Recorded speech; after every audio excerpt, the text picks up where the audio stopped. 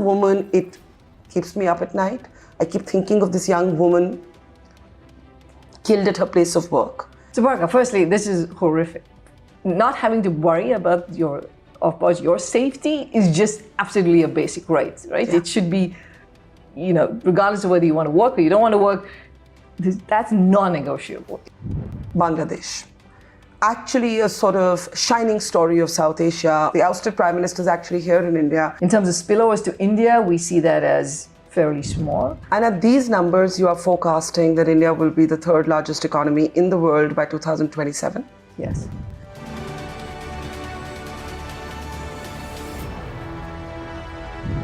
Our newsmaker today here with us in India is the first Deputy Managing Director of the IMF, Dr. Gita Gopinath. Always a pleasure to see you, have you back here in India. We're talking at a time when it looks like nothing is possible to predict in the world. We have so many global conflicts open. We have Russia, Ukraine unresolved. We have the situation in the Middle East. There is an anticipation of conflagration rising between Iran and Israel. In the context of all of this, how hellish does it look to predict the economy, and how worried are you? Firstly, hi Barkha, it's always a pleasure to be with you. In terms of the global economy, yes, as you pointed out, there are multiple conflicts and geopolitical tensions growing in the world. We've come through a few years of, the pandemic and Russia's invasion of Ukraine that continues. But on the other hand, it is actually a positive sign that the global economy has shown the kind of stability that it has. So for example, we're predicting growth for this year at 3.2% and for next year at 3.3%. If you recall, it was about a year ago where everybody was worried about a recession in the US, and that would be a trigger for recession elsewhere in the world. Yeah. So in a sense, the world economy has shown surprising resilience. Now that said, you're absolutely right that there is tremendous uncertainty about the developments, including from geopolitics, including from important elections around the world, and also the fact that inflation still has to be brought down fully. We're not there yet. Sure. And we have a medium-term growth projection that's one of the lowest in decades. So we have a long-standing problem that we're going to have to deal with, countries around the world are going to have to deal with, which is how to raise growth. Yeah. What is causing you sleepless nights? But, we always wake up wondering about what might happen in the world and in this environment where there is so much tension and there's so much uncertainty. And given the fact that the last 3 years have been so unique, as an economist, I have to say that, it's hard to look at historical data and say, well, I have a fairly good sense of what might happen next. It's just been ups and downs and very different kinds of shocks. The pandemic was unique, the war is unique. And so assessing what will happen to the economy is tough. What that also means is that you could have financial market developments that could be all over the place. As you saw that recently in the US, you had a very big movement in the market. And by the end of the week, it had all unraveled, right? So it was all back to where it had started. So that kind of volatility and uncertainty is going to make you wake up every day and read headlines in the paper that say, well, is this something that's going to last, or is it something that's transitory? And that's what we worry about. But you're also in an election year in the United States, which always creates uncertainty. And then when you juxtapose that with all of the simmering global conflicts, some ongoing, some anticipated, are you at this point worried about the possibility of a global recession? No, that is not something that we expect in our baseline. I think it would be a huge surprise if that happens.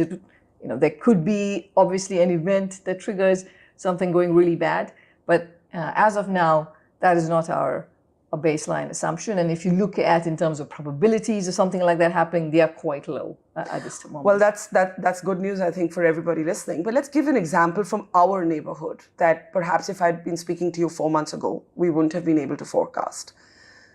Bangladesh. Actually a sort of shining story of South Asia on how it had tackled with some of its socioeconomic challenges and so on. And then you have a mass movement on the street, student-led, the government topples, the ousted Prime Minister is actually here in India, and nobody quite knows what's going to happen in Bangladesh next. There's an interim government, led by Muhammad Yunus. When you look at Bangladesh, what does it tell you about framing policy in the context of uncertainty? Firstly, in the case of Bangladesh, it is tragic, the loss of lives that has happened. It's people should feel safe in their countries, and this has been a very difficult time, and our sympathies are with all the victims. We have a program with Bangladesh, as you might know, and we remain committed to working very closely with Bangladesh. We're in discussions with the interim government. We will work with whichever government comes to power next. So we are there fully to support Bangladesh and its people. These kinds of developments happen around the world, and we see them in several other parts. It's too early for us to tell you exactly what the impact of this is going to be for the economy. It's something we're going to pay close attention to. In terms of spillovers to India, we see that as fairly small, even though there are some trade links that might get affected, but it's not a big spillover to the region. But that said, I think, again, countries around the world should anticipate that in a world where after economies have gone through the kinds of large shocks that they've experienced, again, I'm not speaking about Bangladesh, but I'm just stepping back and talking about countries more generally. We've seen many countries that have what we call scarring, which is that while they've recovered, they've just not fully returned to where they would have been in the absence of the pandemic. And that creates hardship. Governments have limited resources to deal with the problems. So these, that you can have unrest of many kinds. Again, not talking about Bangladesh here specifically. Let's come to India. The IMF forecast for growth at 7% has been even better, as has been pointed out, than India's own economic survey. What makes you optimistic about India's growth story? Yeah. So the 7% growth is firstly a reflection that the last year growth turned out to be much stronger than we had expected it to be, and so there are some of those carryover effects. Secondly, we are seeing private consumption recovering. Last year, private consumption growth was around 4%, driven by weakness in consumption in the rural economy. And that was also a reflection of weak monsoons and weak harvests. Yeah. Here, we're seeing an improvement in rural consumption. If you look at some of the indicators for this year, we're seeing that, for example, if you look at two-wheeler sales or these fast-moving consumer goods, which are usually indicators of recovery in rural consumption, we're seeing that happening. But again, of course, we have to follow the data closely and see what happens over time. But we expect to see private consumption recover alongside continued public investment, which has been one of the main drivers for growth. And at these numbers, you are forecasting that India will be the third largest economy in the world by 2027? Yes. And that's, of course, at these numbers. And we live in uncertain times, but fingers crossed that it is as you say. But the big challenge, along with these very sunny, optimistic, robust growth numbers, is that of employment. Now, you have said that India would need to create anywhere between, 60 million to 148, am I saying it right? 148 million jobs before 2030.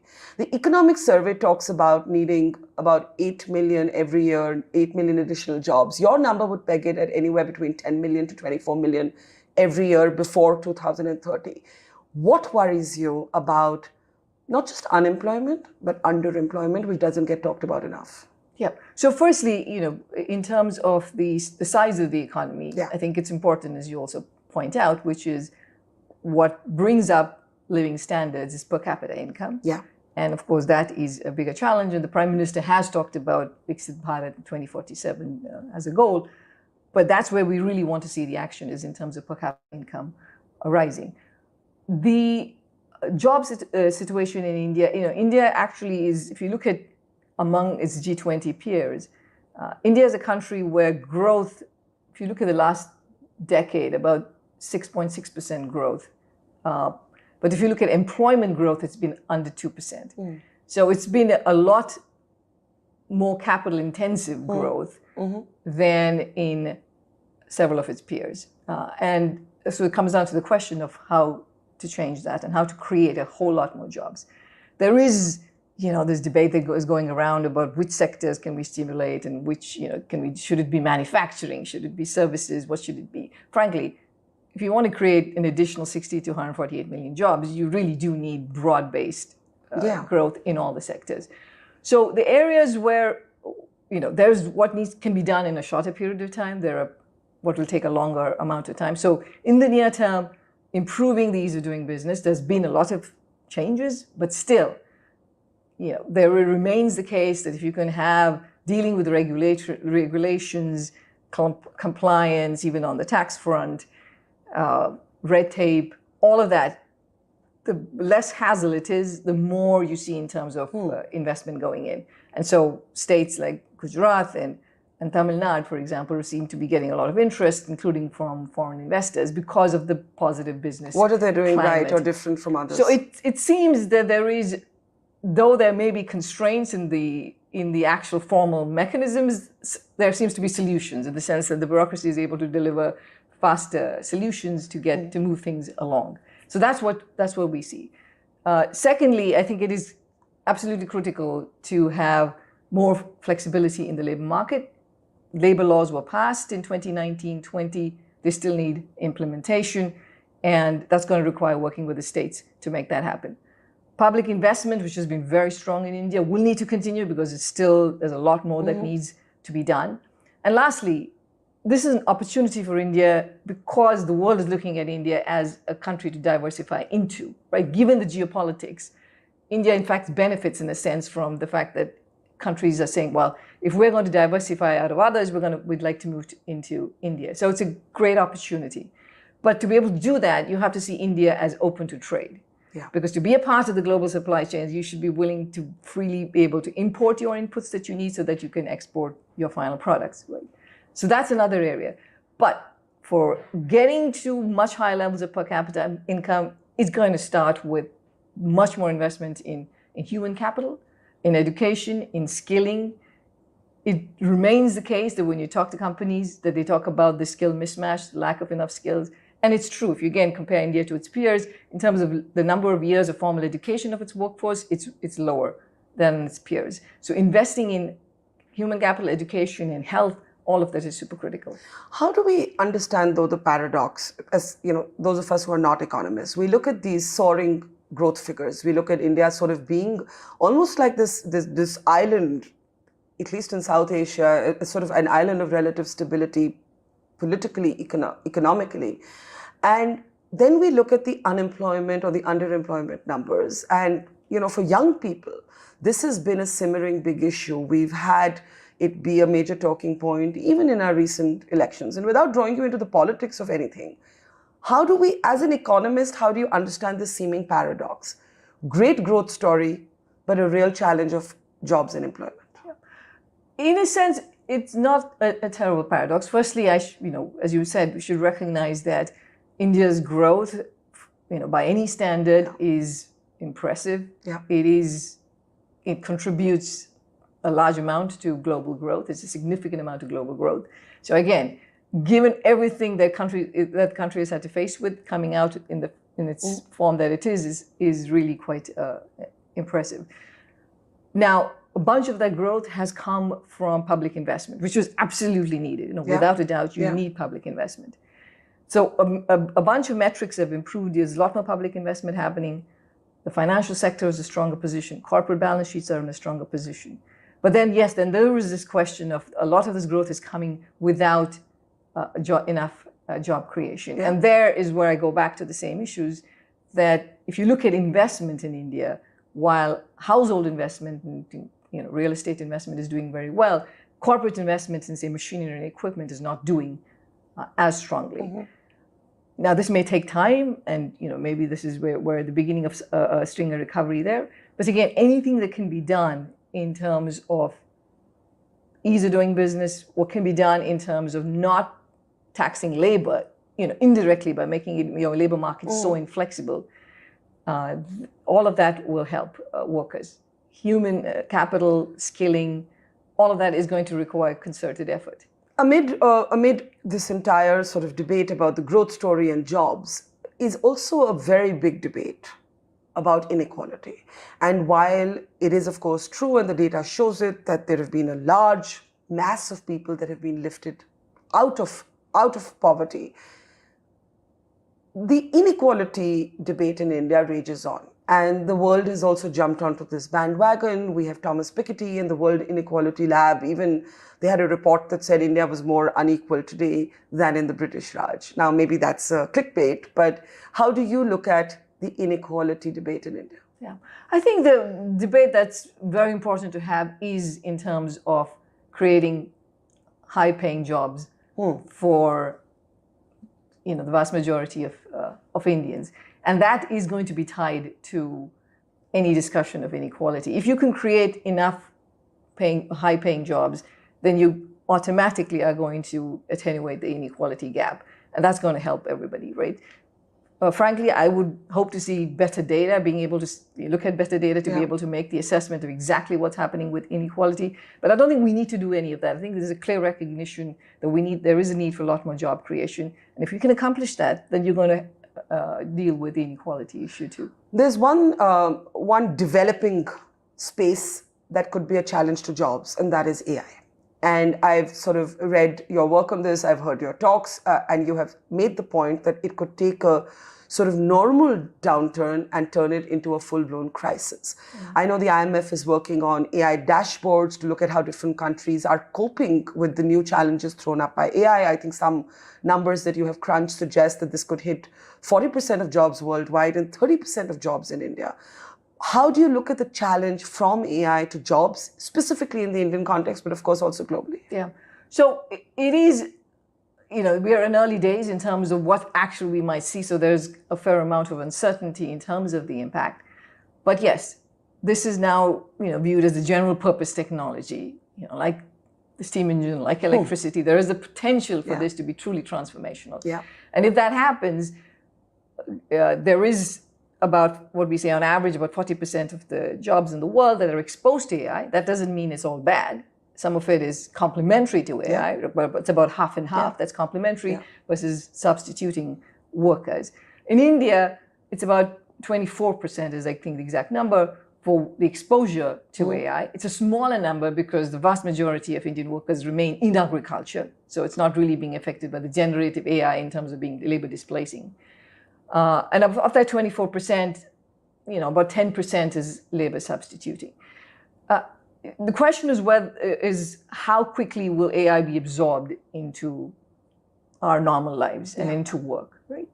And we created this index of AI preparedness, which has 4 factors, which is one is level of digital education, human capital. The second is the ability to innovate. Entrepreneurship, like how vibrant is the economy, because you're more likely to bring in new technologies when you do that. The third is what kind of regulatory environment that you have to make sure that people actually, it's used safely, right? And the last is whether you have the appropriate digital infrastructure. So if you look at that, India comes somewhere in the middle. So I would say it's at an intermediate level of AI preparedness, slightly above the average for emerging markets. But again, one of the indicators in which it really needs to cover a lot more ground is in terms of the human capital, digital skilling gap that it has. So it comes back to the questions you raised earlier about how do we create jobs. It's going to require a lot more investment in raising human capital. And that's the only way that you could benefit from AI and also make sure that you're complementing yourself, workers, and not substituting workers. Interesting and uncertain times. Towards the end, I want to ask you about something that matters a lot to me, and I know it matters a lot to you, how to bring more women into the workforce. Now, when we look at the female labor force participation numbers in India, the economic survey out this year puts the number at 37%, which is actually a big improvement, but most of the spike is coming from rural India. When you look at the urban numbers, the number is much lower at about 25%. I ask you about this because women face multiple challenges, societal, but also those of safety. And I ask you this question at a time when all of us in the country are very disturbed at the rape and murder of a young doctor, female doctor, in the city of Kolkata. And again, gender is a universal debate. Sexual violence against women is a universal challenge. I'm not interested in the party politics around it at all. But as a woman, it keeps me up at night. I keep thinking of this young woman killed at her place of work.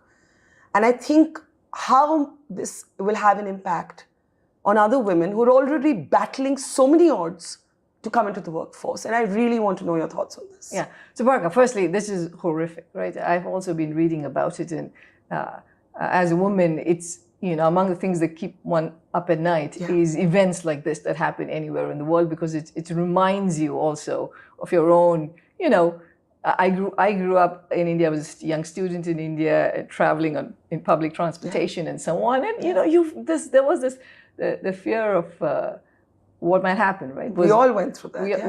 We all went through that, and so it's really terrible. So I mean, for me, you're absolutely right. The workforce, to have women in the workforce, absolutely, without a doubt, it's important to have a secure place, security of transportation to your workplace, just the feeling. But frankly, even without that,